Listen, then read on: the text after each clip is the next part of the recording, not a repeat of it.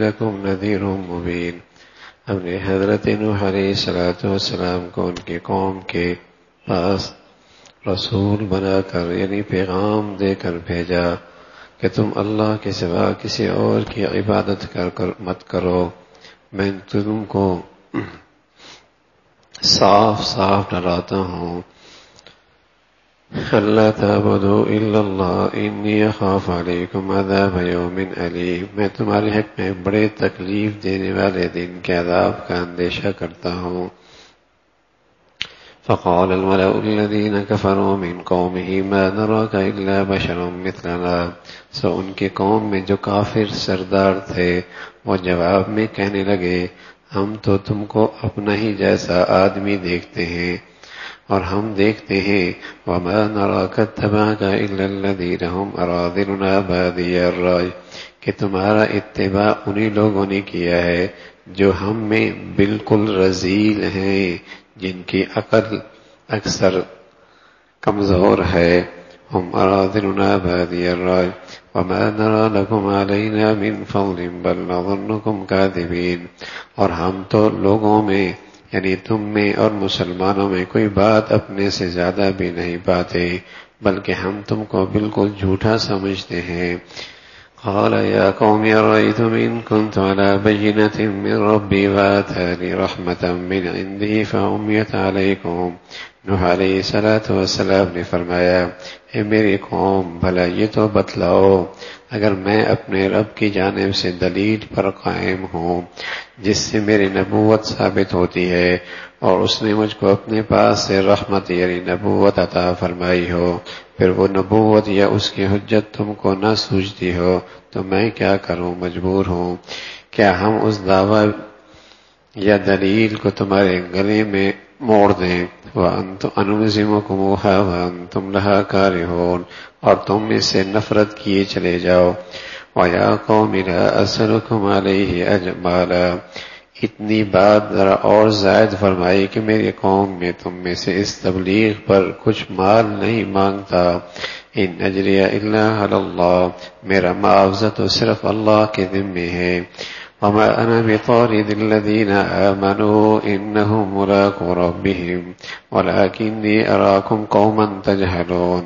اور میں ایمان والوں کو نکالتا نہیں کیونکہ یہ لوگ اپنے رب کے پاس عزت اور مقبولیت کے ساتھ جانے والے ہیں، لیکن واقعی میں تم لوگوں کو دیکھتا ہوں خواہ مخواہ جہالت کر رہے ہو.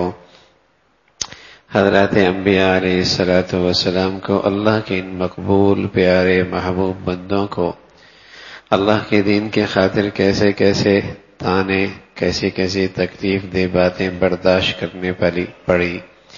اس کا تذکرہ اللہ فرما رہے کہ نوح علیہ السلام جب قوم کے پاس آئے اور اللہ کی توحید کا پیغام سنایا اور انہیں ڈرایا کہ اللہ کا عذاب ہے، ایک دن آنے والا ہے جو بڑا سخت ہے، تو قوم کے سردار جو کافر تھے کہنے لگے تمہاری حیثیت ہم میں سوائے اس کے کچھ نہیں کہ تم بھی تو ہم جیسے ہو، تم بھی تو ایک انسان ہو، تمہاری زندگی کی ضروریات بھی ہم جیسے ہیں، تم بھی ہم جیسے بشری تو ہو. تمہارا یہ کہنا کہ میں اللہ کا رسول ہوں، اللہ کا پیغمبر ہوں، اللہ کی طرف سے وحی آتی ہے، میں اللہ کی طرف سے تمہیں ڈرا رہا ہوں، کوئی چیز ہم تم میں ایسی پاتے نہیں. ما نراک الا بشرا مثلنا، تم بھی ہم جیسے ایک انسان ہو. اور پھر اس سے بڑی بات کہ تم میں تمہارے جو لوگ تمہارے پیچھے چلنے والے ہیں یہ کوئی زیادہ معزز لوگ نہیں ہیں، یہ گرے پڑے لوگ ہیں. کہنے میں تو وہ یوں کہہ رہے کہ یہ رذیل لوگ ہیں، کم عقل لوگ ہیں، اس لیے آپ کے پیچھے چل پڑے. اللہ اکبر. ایمان والوں کو اور حضرات انبیاء علیہ السلام کو کس انداز سے لوگوں کی باتیں تکلیف دہ باتیں سننے پڑی اور ایمان والوں کو کس قدر تانے برداشت کرنے پڑے. رذیل کہا جا رہا، کم عقل کہا جا رہا. وما نراک اتبعک الا الذین هم اراذلنا بادی الرأی، عقل بھی ان کی کوئی نہیں اور تمہیں ہم پر کوئی خاص فضیلت مرتبہ کوئی ایسی چیز بھی ہم تم میں نہیں دیکھتے، تو ہمارا دل گواہی دے رہا ہے کہ آپ جھوٹے، بل نظنکم کاذبین، آپ جھوٹے ہیں۔ تو اللہ کا نبی ہے، دیش میں آتے ہیں، نہ غضبناک ہوتے ہیں، نہ جسے کہیں کہ برانگیختہ اور جسے کہیں کہ سخت لہجہ اختیار کرتے ہیں، پھر اپنے قوم کی خیر خواہی میں ان سے یہ کہتے ہیں دیکھو میرے پاس اللہ کی طرف سے حجت موجود ہے، اللہ نے نبوت کی شکل میں مجھ پہ خاص رحمت فرمائی ہے۔ تو یہ بھی یاد رکھو کہ ایسا بھی نہیں ہو سکتا کہ تم اس کی چیز کو ناگوار سمجھو اور وہ تمہارے گلے میں مروڑ دی جائے، یعنی تم ایمان کی زندگی کو پسند نہ کرو اور زبردستی تم پر ایمان تم پہ ڈال دیا جائے، ایسا بھی نہیں ہو۔ اس معاملے میں اللہ بڑے غیور ہیں، اس معاملے میں اللہ بڑے غیور ہیں۔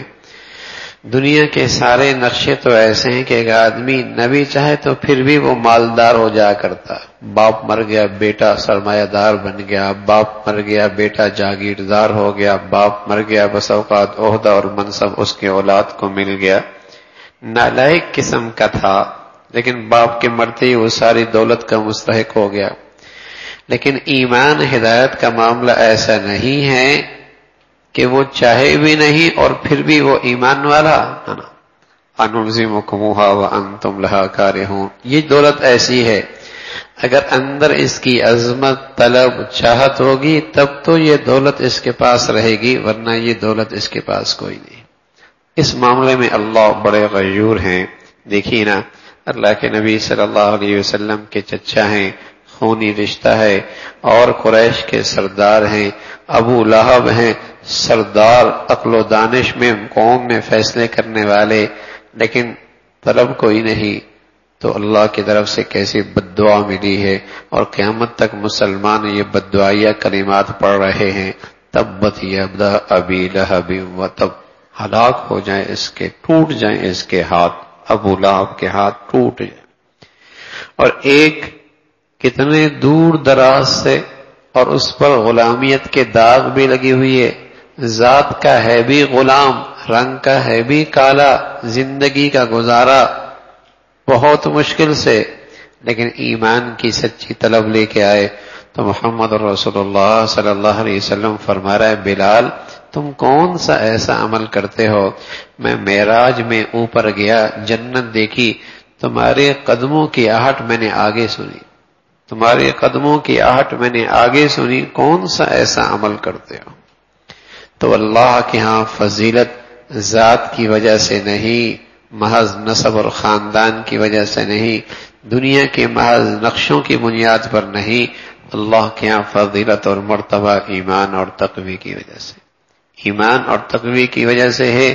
اگر یہ دولت امیر کی زندگی میں ہے بڑا خوش نصیب ہے، تو کسی غریب کے سینے کے اندر یہ دولت موجود ہے تو اس کی غربت بھی اس کے لیے داغ نہیں، بلکہ یہ بھی کل قیامت میں اللہ کے قرب کا بہت بڑا ذریعہ بنے۔ تو اللہ کے نبی صلی اللہ کے نبی نے انہیں قوم سے یہ کہا کہ اللہ کی طرف سے ایک دلیل مجھے ملی ہے، نبوت کی رحمت میری اس میں یہ اللہ نے عطا فرمائی ہے، اگر تم پھر بھی اندھے ہو رہے ہو تو یہ زبردستی تم پر نہیں ڈالی جا سکتی، اور یہ بھی دیکھو میں صرف تمہارا خیر خواہ ہوں، مجھے اس دعوت پر، اس پیغام کے دینے پر کوئی تم سے دنیاوی مفاد بھی نہیں ہے۔ وَيَا قَوْمِ لَا أَسْأَلُكُمْ عَلَيْهِ أَجْرًا، میں تم سے اس پر کوئی معاوضہ بھی نہیں چاہتا، إِنْ أَجْرِيَ إِلَّا عَلَى اللَّهِ، میرا معاوضہ تو صرف اللہ کے ذمہ، مجھے اللہ کی ذات سے امید ہے، اللہ مجھے اس پر بہت کچھ عطا فرمائیں گے۔ یہ وہ انبیاء علیہ الصلوۃ والسلام کی دعوت ہے، اور دعوت کے اندر مخلوق سے بے نیازی ہے، صرف خالق اور مالک کے در کی محتاج ہیں، فقیر ہیں، مخلوق سے کچھ نہیں چاہتے، اپنے خالق اور مالک سے بہت امید رکھتے ہیں۔ اور فرمایا ان کا یہ بھی کہنا تھا کہ یہ گرے پڑے لوگ آپ کے دائیں بائیں ہوتے ہیں، ہم سردار لوگ ہیں، یہ ہمارے لیے آر کی بات ہے کہ ہم ان کے ساتھ اٹھے بیٹھے، یہ ہمیں اچھا نہیں لگتا، یہ قوم کے رذیل لوگ ہیں اور معاشرے کے اندر کم تر لوگ ہیں، ہماری نظر میں کوئی ان کی عقل و دانش بھی کوئی بڑھیا نہیں، ہم ان کے ساتھ بیٹھیں یہ ہم سے یہ نہیں ہو سکتا. تو اللہ کی طرف سے پیغام آیا, آپ انہیں کہہ دیں وَمَا أَنَا بِطَارِدِ الَّذِينَ آمَنُوا, ان ایمان والوں کو میں اپنے سے نہیں ہٹا سکتا. تمہاری نظر میں کمزور ہیں لیکن اللہ کی نظر میں بڑے معزز ہیں. میں انہیں اپنے پاس سے نہیں ہٹا سکتا, اور یہ اپنے اللہ سے ملاقات کرنے والے ہیں, اللہ کے یہاں معزز ہیں, مقبول ہیں. لیکن تمہاری حماقت مجھے نظر آ رہی. وَلَكِنِّي أَرَاكُمْ قَوْمًا تَجْهَلُونَ, تمہاری حماقت مجھے نظر آ رہی, تمہاری جہالت مجھے نظر آ رہی ہے, تم جاہل اور نادان ہو. تو اس کا تذکرہ فرمایا. اللہ رب العزت ایمان نصیب فرما دے, اور ایمان اور عقل و دانش کا نور بھی نصیب فرما دے. اللہم لک الحمد کلو ولک الشکر کلو, اللہم لک الحمد کلو ولک الشکر کلو. اللہم انا علی ذکرک و شکرک و حسن عبادتک. اللہم انا علی ذکرک و شکرک و حسن عبادتک. نستغفر اللہ. سبحان ربک رب العزة عما یصفون وسلام علی المرسلین والحمد للہ.